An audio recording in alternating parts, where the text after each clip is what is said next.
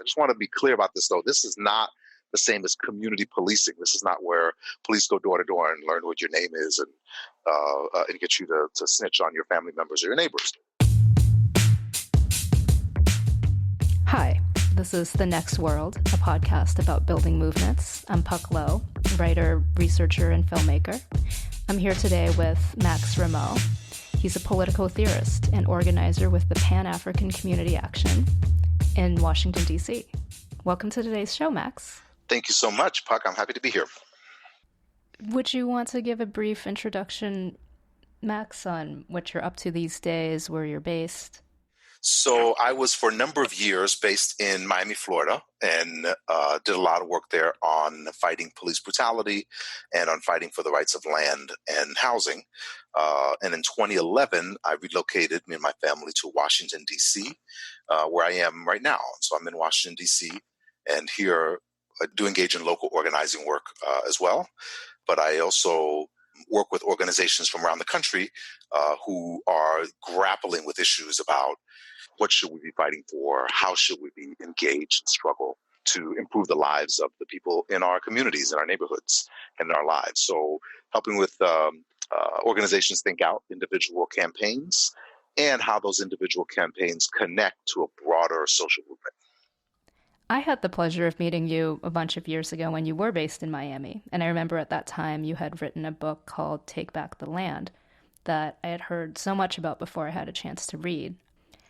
I'm wondering if you could talk a little bit about that experience for you and maybe how it set up your analysis for the work that you do today.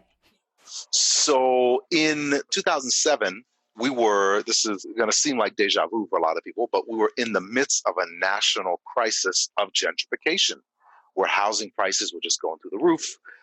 And this was happening not just in one community here or there, but it was happening across the country. While this was happening, of course, government was not just failing to step in and solve some of the problems, as many people expected them to do, but it seemed like many local governments and even the federal government were actually preventing problems from being solved and exacerbating the problems, really. So a small group of us in Miami, Florida, decided that we really couldn't depend on the government to solve some of these problems that we had in our communities, and we had to figure out how to solve them ourselves.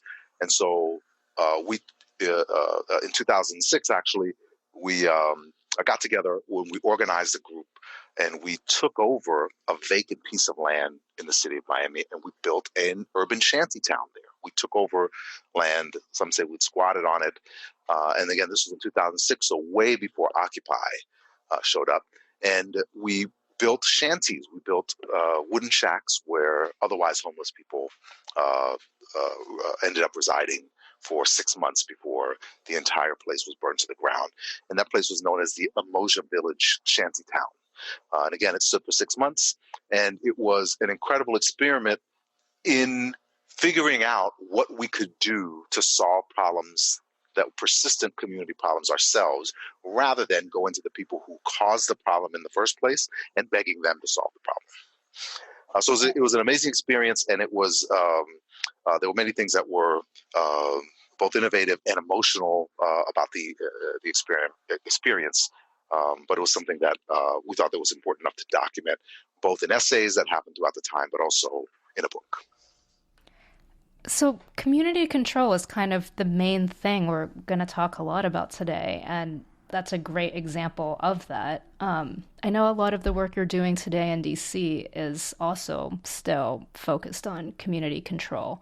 Could you talk a little bit about that, maybe the Pan-African Community Action? Yeah, so I'm engaged in local organizing work here in D.C. with Pan-African Community Action, which is a D.C.-based organization working to build power inside of low-income Black communities, particularly with Black women and Black people in the LGBTQ community. And our main work is to engage our communities in political education. But our main campaign is one called Community Control Over Police. And that's the idea that local communities should have full control over the armed wing of society, over people who are paid to walk around with guns and who have the right to stop people and arrest people and do things like that. So if you think about it, like you elect members of the school board, you elect members of your local city council, you elect members of zoning boards often. So there are just lots of places where uh, this society feels like it's important enough that communities have some direct say in how those entities are run. The people who carry guns in this society, however, happens to be the area where there is the least amount of democratic um, interaction in this society. So you don't get to say, we think the police should prioritize this in our neighborhoods and not that. I mean, some people get to say that. Of course, wealthy people get to say that in their communities. Say we want to keep out certain kinds of people from our neighborhoods. But low-income Black and brown people don't get to say that. And we think we should bring democracy into this area. We call that community control. We think we should have community control around a whole series of areas. We're focusing right now here with community control of police, but Take Back the Land, the work that we did in Miami, was the main line of our campaign was community control over land. And we think we have a couple of other community controls that we have to engage in.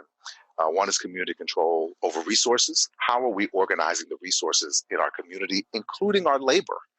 And another one that we think is becoming increasingly important, is going to play a stronger and stronger role as we build a social movement, is community control over our culture. Who is telling our stories? How are we telling those stories? I think that's why some of the work that you do, Puck, around journalism and around storytelling through film is so important, because we need to be able to express our lives and express the things that we're going through from our perspective. And we're not going to get that through corporate media. So the only way we can get that is through community control over resources such as media, such as culture, such as education. I think you're right. So many other entities in government are elected, and we take that for granted, even if those elections are quite rigged. Well, maybe first could we talk about just sort of the landscape and what a lot of police accountability is supposed to do right now, like all these various commissions that oversight and that issue recommendations, like what are they lacking? Well, they only lack one thing, and that's power.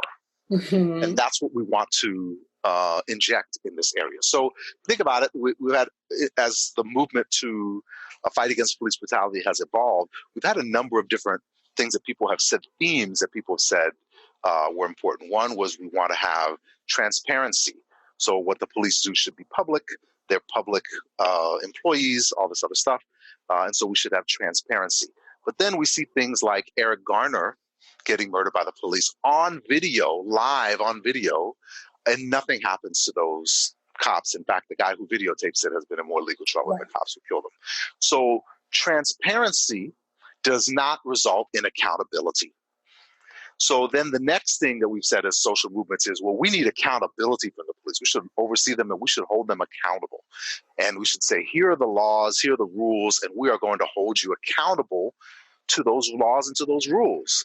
But what happens if the laws and the rules are not very good? So what happens if it says any police who feels threatened, whatever that means, by a 12-year-old boy who is playing with a toy gun in a park, in an open carry state, by the way, like Tamir Rice was, what happens if a police says they feel threatened by them? Well, then even holding them accountable to that rule then means that you get nothing out of it. So accountability then does not translate into us having power, the power to say, we don't want this type of person in our patrolling our neighborhoods. We don't want this type of rule or law applied in our neighborhood and to our people. So we have to then go from demanding transparency, go from demanding accountability to go to demanding power, that we have power and control over those people who are given the right to carry guns in our communities. Right. What those other entities are missing are power, and that's what we want, is we want power and we want control over the entity, the institutions that we now call police. And so that's the million-dollar question. And I had the chance to read your proposal, and maybe you can talk about that a little bit, some of the ideas that you come up with in there. Sure. So in 1971, the Black Panther Party was able to successfully get on the ballot in Berkeley, California, and in Milwaukee, Wisconsin, a proposal for community control over police. I just want to be clear about this, though. This is not the same as community policing. This is not where police go door to door and learn what your name is and get you to snitch on your family members or your neighbors. This will be an instance where there would be a civilian board that would run the police department. Maybe let's spell that out more. What does that look like? What I think it would look like is a civilian board, a board just like you would have a school board or a city council or anything else, and that board then is responsible for establishing the priorities, the policies, and the practices, enforcing the practices of the police department. So practices would mean ultimately being able to hire and fire the police. Then this board would then say, these are the priorities. So right now in any city, you can have the same laws, but different districts inside of a police department could have different priorities. So the police department's downtown areas usually have a priority of making sure that anyone who doesn't have a home to live in is not able to destroy public property by urinating on a building. And then the police then have to protect bricks and cement from human waste and make sure that they defend cement and bricks and things like that. So that is a priority that many downtown districts set. We could then set a different priority because we would then control the police in some overt way and say, instead of protecting the buildings, if someone doesn't have a place to live and they're forced to urinate on the side of a building, we need you to find out what is going on with them and how we can solve the problems that they have. And that would be a way we could utilize them the exact same force, redeploy that force, and with community control say, these are our priorities, these are going to be our policies, and if you don't do it, then you're going to be out of here. So another point that you make in your proposal, which is fascinating, is this idea there's already different districts that police differently based on these priorities that are set by the communities in which they operate. And so when these different districts make decisions about whether or not they think the police in their area are doing a great job, but if they don't, you propose they could take it over. Yeah, so this is the exact thing that the Black Panther Party did in 1971. So what they did is they divided the city of Berkeley, California into 4 policing districts and then had a vote. And then each of the 4 districts could decide whether they wanted to keep their existing police department or if they wanted a new police department that they would control. So if you think about it now, most cities have what they call, in some way, shape, or form, single-member districts. So in other words, anyone living in Ward 1 or District 1 would vote for a council member an alderperson who is from that district. And then people who live in Ward 5 or Ward 8 would then do the same. But if you live in Ward 5, you don't get to vote on who the council member is on Ward 1 or who the council member is in Ward 8 or District 8. You get to only choose the council member for your district. Well, in the same way, if you can imagine even if we cut the lines exactly the same, we have those exact same districts, but instead of voting for a council member, you get this question on the ballot. Do you want to keep your existing police department or do you want to replace it with a different one? And then every district gets to vote on its own. So in other words, if District 1 wants to keep its police department, great, vote for it and you keep it. But if District 8 or Ward 8 says, well, we don't want that. We would rather get a new department that we control and that we can determine the priorities and the policies and the practices for, then they would get their own policing district. And then that would be if they win the election, then the police lines are then redrawn, which happens all the time, by the way. Mm-hmm. The police lines then are redrawn. The existing police force then retreats to its new district lines, and a new department is created right then and there inside of that policing district, and it's run by the community. So that is fascinating. So in this version, same existing budget, or how does the budget get reallocated? So this would be something that we'd have to fight for significantly. So what we have found is that throughout the United States, a disproportionate number of police are allocated towards low-income Black communities and Latino communities, so low-income communities of color in general. Disproportionate number of police are sent there, and a disproportionate number of grants are given to those communities, are sent to. So when you see your local government apply for a federal grant so that they can get tanks and they can get federal money to put more police on the street, they're not sending those police to the wealthy white neighborhoods. They're sending them to the low-income Black and Latino neighborhoods. Mm-hmm. Well, if that's true, that means that if you have a city, and let's just say the city has 8 districts or 8 wards or whatever it doesn't mean that the police are spending 1/8 of its budget inside of each one of the 8. They're actually spending a disproportionate amount of money in the Black districts. So if that's true, then what we'd have to have in place is before we take this vote, we'd have to know where the money is being spent, and then that money would have to carry on even after the election. So that's to say, if they got a big federal grant because they said there's all kinds of crime happening in this low-income Black community, then that money that is going to the low-income Black community continues to follow even after the vote and even after we get our own votes. Right. So I'm so curious. So what happened back in Berkeley, back in the 70s? So there was national money sent to oppose the proposals in both instances. And also remember the time in 1971, in 1968, that's when the real assault on the Black Panther Party started. And by 1970-71, the Black Panther Party was in a significant way in retreat. Many of the leadership had been either outright murdered by the FBI or local police departments, or have fled the United States to seek political asylum in other countries like Cuba or Algeria or wherever else. So the Black Panther Party, even though this was a great idea and a great move, was not really in a political position of strength. So it was very difficult for them to move that agenda. So they did lose in both cities. They barely lost in both cities, within 5 points, I believe, in each. But I think in a different time, like now, this could work out differently. I think this is what we should be fighting for. We're saying that the police have been treating us wrong historically for decades and even centuries, and that we can't get them to act right. Why are we going to continue to beg them to do so when we can just take over the department and do it ourselves? Absolutely. And your proposal has another really interesting suggestion, which is, can you talk about random selection? Yes. So there are many ways of applying democracy. One theory of democracy is called sortition. And that's the definition of sortition is democracy by lot or by random selection. And the idea there is that one way of empowering regular people is by just randomly selecting people who could then hold those positions of power.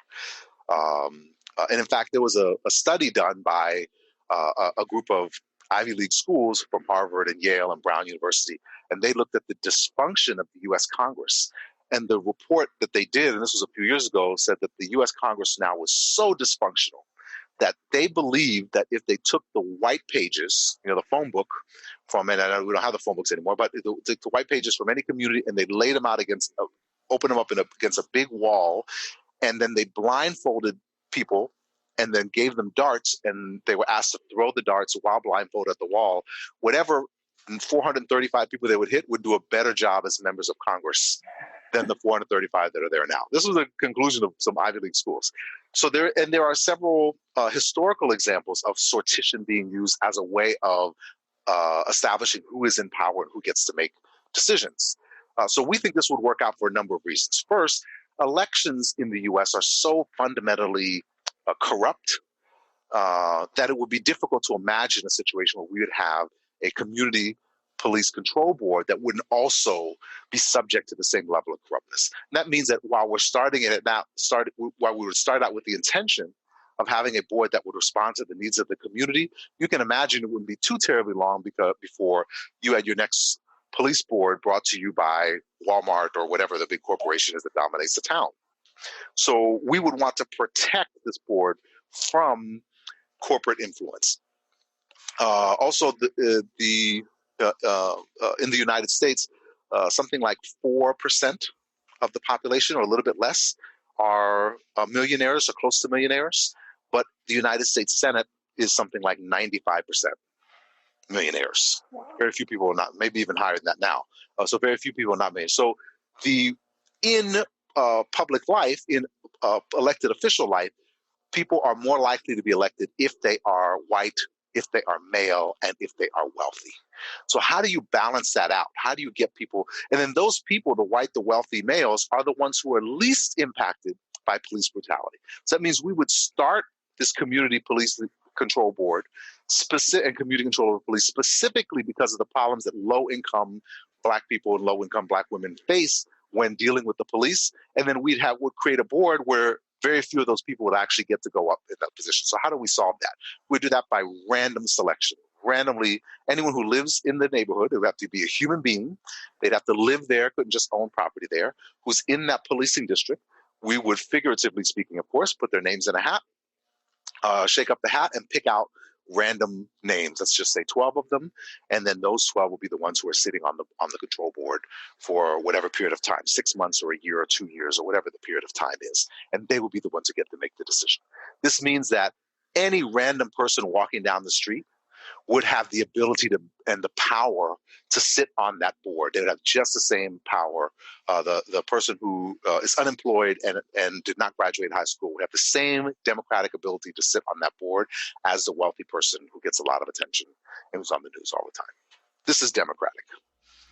I think it's so amazing as a solution to think about random selection, because all of the sort of immediate arguments that one could imagine against it are so incredibly biased racially, against lower income people, everything. So I guess maybe let's spend a little bit of time talking about that. Like, you know, the idea that you need experts or people who are professionals or who at least have experience being on a similar kind of oversight or control body in order to do this job well. Why is that not true? Well, so a couple things. First of all, I'm not against experts. I wrote a book, and so in some ways I'm saying I'm an expert in this area. So I think experts are important. When I go to the doctor, I don't want everyone taking a vote. People who have not been to medical school taking a vote on what I should do next because I have a headache or because my leg hurts. I would rather have a professional who decides that. However, people who have confrontations or engagements with the police are experts. They are experts about the way in which police behave because they have to deal with the way in which police behave. It's just that we don't call them experts and we don't think of them that way. And again, I think that's why it's so important for us to have community control over things like media, over our own ways of telling stories and telling them from our perspective, because we have to then get across the idea that our experiences qualify us as experts. So I do think that we have that reality, which is that people who engage through their daily lives with police are experts on the behavior of the police because they deal with them in a way that those of us who are sitting in nice neighborhoods and don't have to engage that level of police are not experts. So I think that they should. Secondly, when you think about the way the legal system works in this country after police arrest people, they're arrested, someone is arrested, someone is charged, and then how is it decided who goes home, who goes to prison, and who gets the electric chair? That's decided by a group of randomly selected people that we call juries. Mm-hmm. And we're saying that they are such experts that they're going to decide who is lying, who's telling the truth, and who did what they are accused of doing by the police. So random selection right now is used to determine who goes to prison and who gets a death penalty, and of course, who gets to go home free, even if they did what they were accused of doing. So if we are saying that random selection is good enough for that, then random selection has to be good enough to say we don't want police beating people up. We want police helping people instead of arresting people who are in need of help, and we don't want this kind of person policing our neighborhood. So we're actually joined now by Rob Robinson, who is a staff volunteer at NESRI, the National Economic and Social Rights Initiative. Thanks so much for joining us on today's show, Rob. Thanks for having me. So I know that you've worked over the years a lot with Max. Maybe could you two talk a little bit about how it is that you met and some of the key moments that you've had working together? So I think we've had a lot of moments working together. It started out, I was with an organization based in New York called Picture the Homeless, and we were suddenly studying the effects of movements around the country post 2008 and the financial crisis, and just looking at the actions that were happening in certain neighborhoods around the country with respect to foreclosures and evictions. And our attention focused on Miami and a group down there led by Max called Take Back the Land. We went to visit in February 2009, participated in a move-in with Take Back the Land, and the rest is, shall we say, is history between the two of us. Max, I consider a longtime mentor of myself, and we have worked together and collaborated for many years since. One of the things that we're really focused on today are ideas of community control. So Max had already talked a little bit about Take Back the Land in Miami and some of the work that he's doing right now in DC. I'm curious if there's anything you two are working on together right now. Well, we haven't been working together as much as just speaking together recently. Circumstances are where they are, and geographic location sort of puts a wall between us, and the struggles I think we both are involved in are not necessarily exclusive of one another, but doesn't bring us as close as we once were. But I still think we share some of the same ideology, and particularly with respect to land. I know I can say for myself, and I believe it's the same for Max, we've learned a lot from folks in South Africa and their land struggles. Me in particular in Brazil, where I spent a lot of time working with the MST and movement of people affected by dams in Brazil. And I think a lot of the foundation of struggle that I learned came from those folks, along with what I learned from Take Back the Land. And it gave us an opportunity to look at land in a different way and understand that we need to change that fundamental relationship to land as it currently exists. Well, I guess I have a question for both of you. Talk about this idea about land as a resource, land as a base from which we built movements, land to reclaim. How are we not thinking about land right now? How are we not? You mean how are movements not thinking about land or failing to think about land? Exactly. Yeah, so I think that one of the things that we're doing as movements is we're reducing the concept of land to the end usage rather than thinking about it as land a bit more fundamentally. So that's to say, instead of talking about land, we often talk about housing. Absolutely. Instead of housing as a function of land. Instead of talking about land, we talk about how big or are they going to redo these parks? Instead of talking about what land use looks like in different situations or instances, such as land use for the commons. Instead of talking about land, we're talking about where should a city or a county put a baseball stadium or a basketball, even if it's blocking space that used to be in the commons, if it's blocking views of the water, if it's being built in a big public space, which means that it's no longer a public space. You now have to pay $30, $50, whatever it is to get in to watch a game, just to enjoy the same space. I think by reducing it, taking it from land and reducing it to just the end usage of it, I think we are diminishing how big the movement could be and how important it is. Because the real question isn't just housing, because housing then becomes some commodity that we can buy and sell. The real question is, how are we using land? And then that really will shape up then the instances in which shape the ways in which the instances in which we use land for housing, the limitations there, the things that we can do and the things that we absolutely cannot do. So I definitely agree with Max. I think he's so spot on there. For myself, being formerly homeless, when I came to this work, all I was talking about was housing. I wasn't thinking about the land underneath the housing and what purpose land actually serves. But, land can feed us, right? Land can be used as commons, has many purposes besides housing people. And I think it also, as we build movements around this country, has separated us. Because when you speak of it, its use focused on housing, then we start to isolate ourselves in silos as we start to work, right? This one wants land for public housing. This one wants land for apartment housing. This one wants land for single family housing. So we've become a movement that has become fractured based on us looking at what land can be used for rather than its fundamental purpose. I guess I also can't think about the concept of land without also then thinking about forests and climate change and agriculture and all of that as well, infrastructure for moving things like food around. So it gives us a reason to collaborate, to work together, rather than working on a single issue of housing, right? All those things that you just named are movements that are working alone or sort of in silos right now.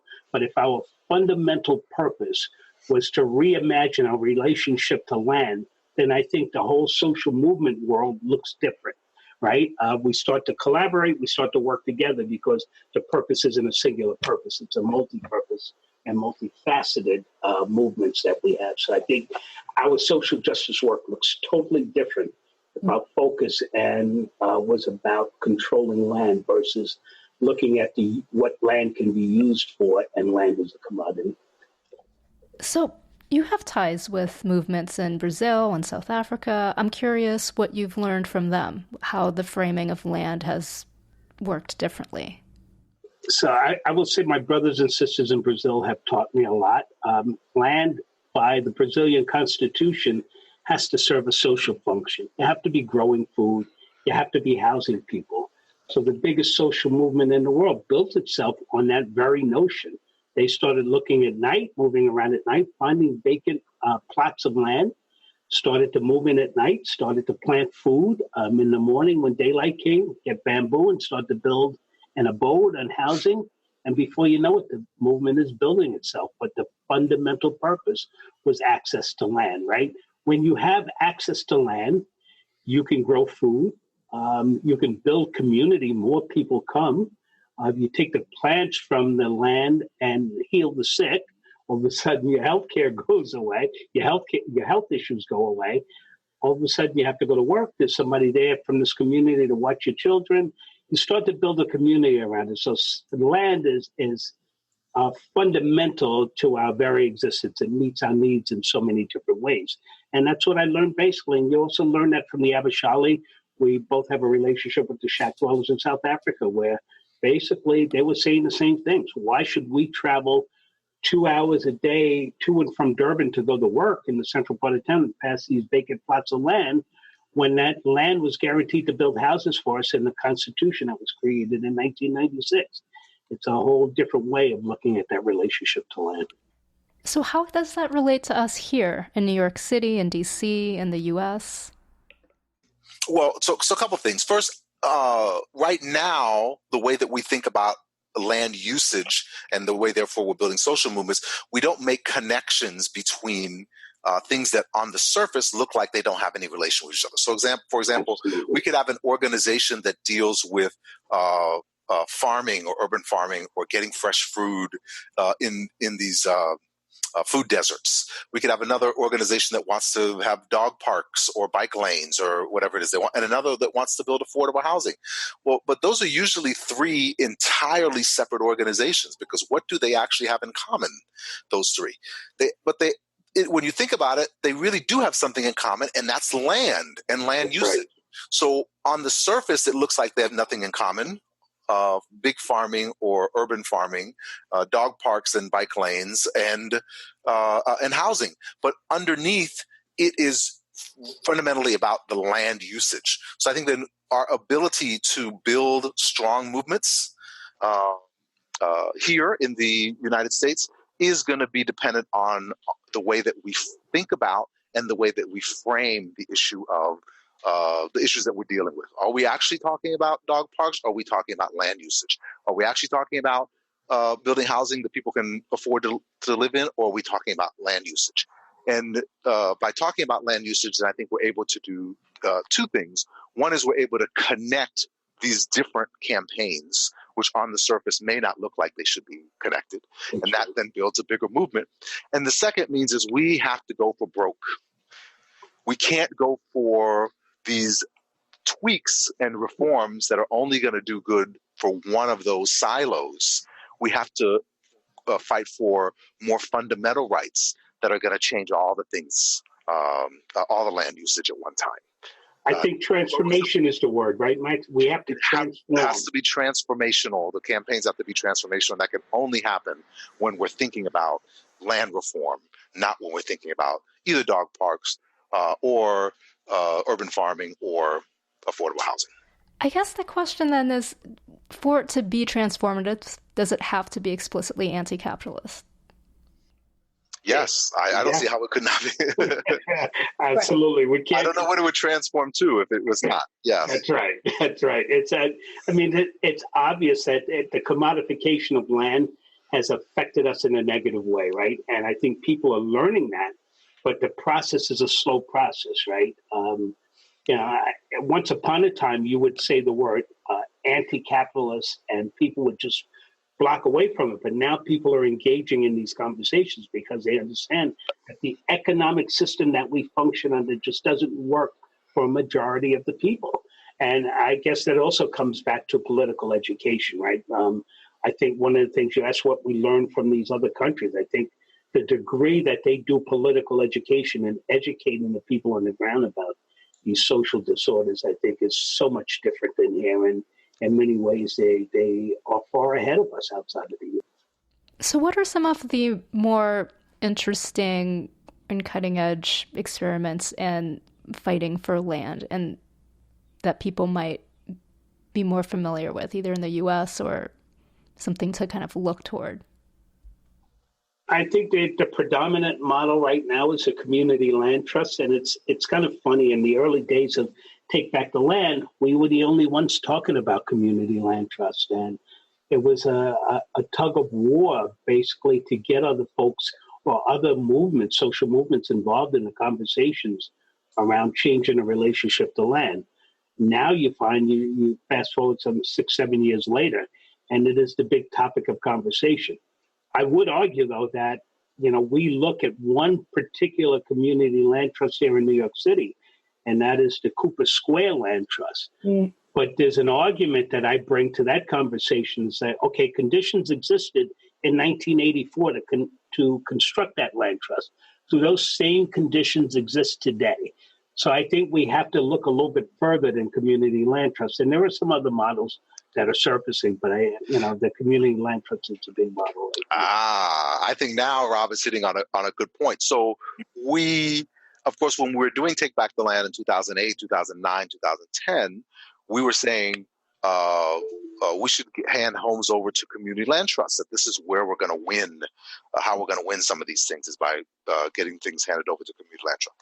But we're also careful to say that we are not fighting for community land trusts. We're fighting to transform land relationships. There you go. We're fighting to liberate land. And that's what we should. So that means then that even though we fought for community land trusts in some ways in 2008, 2009, in a real way, we are, because we're not fighting for community land trust, as soon as the community land trust no longer accomplishes what we wanted it to accomplish, we have to then move to the next thing. Because what we actually want is for communities to control the land they're on, not to build a community land trust. Although if the community land trust does that, then that's great.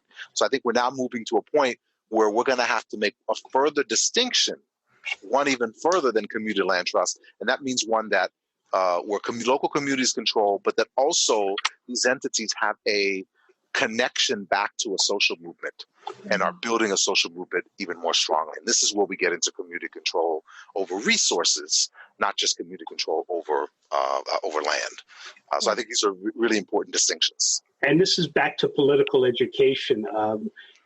Max and I used to have these little debates. I would often say, we're a movement think tank, and we get pushed back. We ain't no think tank. But yeah, you have to constantly evolve, right? This is constantly changing. So as Max said, 5, 6, 7 years ago, yeah, we were looking at the community land trust model, but we have to move past that, right? As he said, the ultimate idea is for communities control land. And that looks very different than the way we exist today. So, and I guess capitalism isn't, because our country and a big part of the world seems to think that the market is going to solve all of our problems with respect to housing, food, and all, right? And it's just not going to work that way. I guess two questions off the top of my head. One is about community land trusts. One of the big issues with them seems to be that even at their best, they can be so piecemeal. So, is there a place for an engagement of something larger like federal policy that would still fit into that framework of a fight for community control over land? And then I wanted to hear more about the idea of resources overall and what you mean by that. So yeah, I think that we have to, of course, fight on many fronts. But I do think right now there are two fronts that are particularly important on community control over land. One is local communities, small groups of people who are learning how to run their own resources, how to control their own resources, how to make decisions about them, et cetera. So I think where community land trust is useful is getting a group of 10, 15, 100 people who have not been in positions of power to suddenly have positions of power over their neighborhood, over small pieces of land, over these small resources, and start managing those. And in that respect, we don't need the federal track. I'm not saying that there's no role for a federal track here, but we actually need to learn how to do things in a way that does not involve the federal track, that does not involve bigger national policy. Now, again, not saying that it's not needed, but there is a track that we must go on that does not involve that, and that is practicing being in charge. So that's one thing that's really important, is this small group decision-making spaces, is this small group power, is a small group control, this community control. The second area then is to get people, and this is what we're working on right now with Pan-African Community Action here in DC, is to win people over to the idea that we should control and we should have power over our own communities and over police and over our resources. And that involves community control over culture. And that's why we have to put out our own stories, have our own journalists, and be able to put out our point of view in a real significant way. So I think winning that fight, the fight for ideas, is one of the big things that we have to have now, one of the big things that we have to engage in. And that is not going to involve the federal government at all. But and again, that's why I think some of the work that you're doing, Puck, is so important.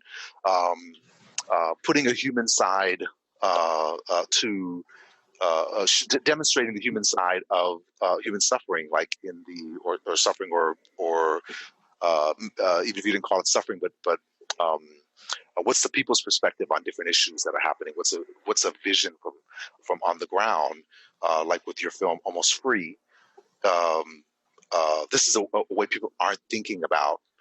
The media is not showing this way of thinking about what prison or alternatives to prison might be. And this is a way that we need to start getting people to think about it, both in terms of questioning, in terms of developing sympathy with people who are in these positions, but also then ultimately towards creating the new vision of where we want to go, where we want to be. I might debate, though, Max. I don't think it would be such a bad idea to develop a federal land trust model, because I think we're up against power and resources if we don't. If we're not a threat nationally, I wonder how successful we can be. So I've always thought that if we could create a model of a land trust that worked federally, then we have to adopt it, or to use a term that you like to use, modular, we could adapt it to the different states and localities. I think we need to work from both. We need to work from the local point of view and go up, but we also need to work from federal and spread out horizontally. That's my fundamental belief. And, I think I always bring this argument to the land trust conversation. If it's such a successful model, how come there aren't more of them? And I get blank stares when I ask that question. There are quite a few, but they're not serving the purpose, I think, that we want them to serve, right? As, people are thinking of land a little bit differently than the way Max and I are articulating it with community control. You'll see land trusts serve, park foundations and other things, right? But I don't think that's the fundamental change that we want to see. But I do believe that at some point, we do have to become a threat by creating a federal land trust model that works, that could also be adopted to local communities. It's just my thoughts. Anything to sort of wrap up the various threads we've brought together before we close out the show? It's just for me, I always enjoy the idea of folks talking about these conversations, but much like I've always done with Max, I think we need to really make this a part of regular conversations in different communities around the country. We haven't done the best job with political education leading towards social change. We have to do a much better job.